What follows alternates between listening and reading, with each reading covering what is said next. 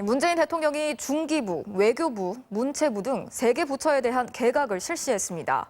박영선 장관 교체는 예정된 수순이었지만 당초 문 대통령의 임기 끝까지 갈 것으로 봤던 강경화 장관의 전격 교체는 예상 밖이었습니다. 외교장관 후임자로 정의용 전 국가안보실장, 중기부 권칠승 의원, 문체부 황희 의원 등이 내정된 것도 의외라는 평가가 많습니다.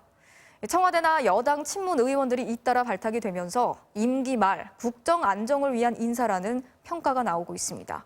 자, 오늘 개각의 의미를 이정신 기자가 자세히 설명해 드리겠습니다. 강경화 장관이 문재인 정부 5년 외교수장직을 계속 맡을 거란 관가의 전망을 깨트린 결정적 배경은 미국 바이든 행정부 출범입니다. 답답한 한반도 문제를 풀기 위해 마지막 승부수가 필요했던 문 대통령이 집권 초기 한반도의 봄을 이끌어낸 정의용 전 국가안보실장을 다시 소환한 겁니다.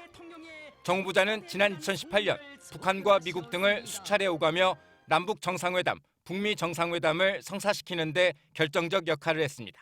남과 북은 4월 말 판문점 평화의 집에서 제3차 남북 정상회담을 개최하기로 하였으며 내정 직후 정후보자도 국가에 봉사할 마지막 기회라며 한반도 평화 프로세스가 뿌리내리게 하겠다는 의지를 밝혔습니다. 하지만 북한이든 미국이든 집권 초기와 지금 상황이 너무 다르다는 점은 정 후보자가 넘어설 과제입니다. 권칠승, 황희 등 여당 현역 의원들이 또 중기부, 문체부 장관 후보자로 각각 내정되면서 18명의 국무위원 중 여당 출신 의원 비율은 44%까지 늘어날 전망입니다. 일단 임기 말 권력 누수를 막아 국정 안정을 기하려는 취지로 보입니다.